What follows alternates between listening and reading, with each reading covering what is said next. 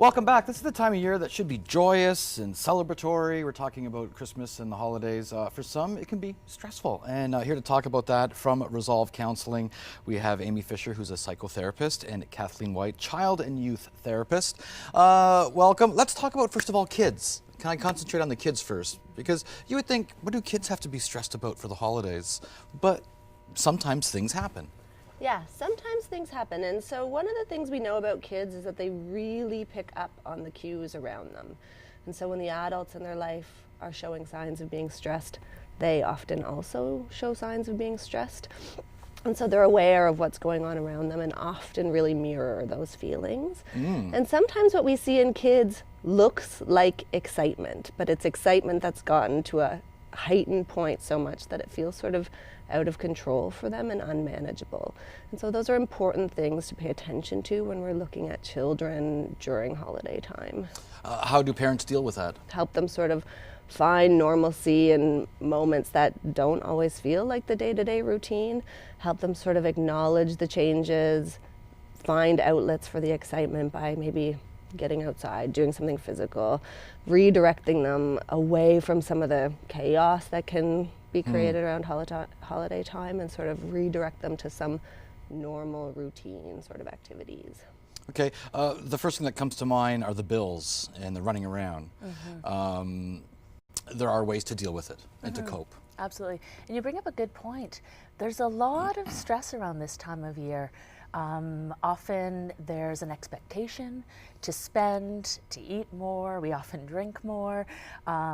Sometimes where there's stress around too much togetherness or not enough togetherness. I was going to say, for some people, it can be a lonely time. Absolutely. Feelings are magnified at this time of year. Feelings of sadness, loneliness, grief, shame sometimes.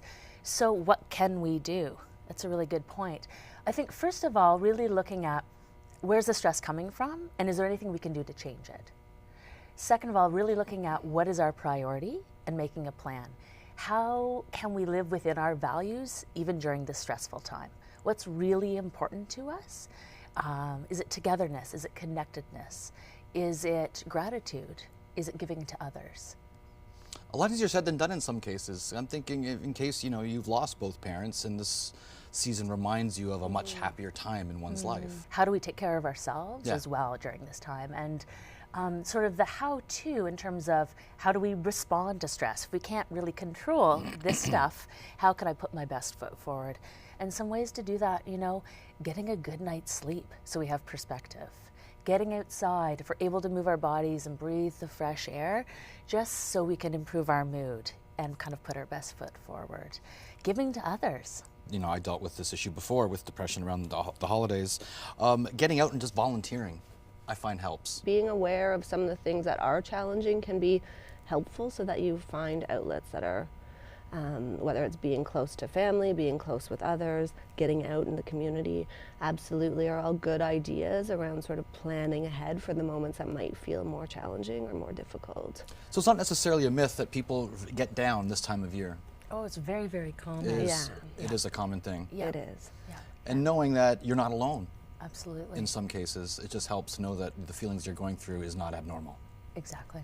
Absolutely. And paying attention to that, and also sort of recognizing when maybe it's crossed the line and there's some need for some additional support is an important thing to be able to recognize.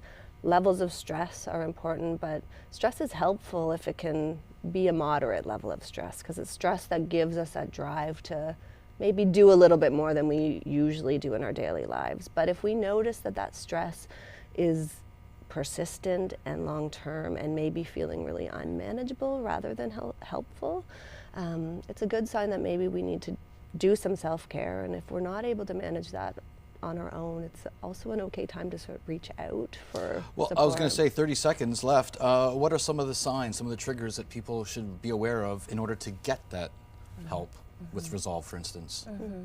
Well, just noticing, are you withdrawing from things that you normally do, things that normally bring you joy? Are you isolating from people?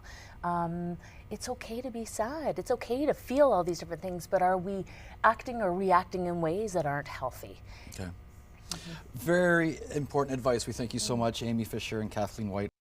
Navigating life is brought to you by Resolve Counseling, overcoming challenges together.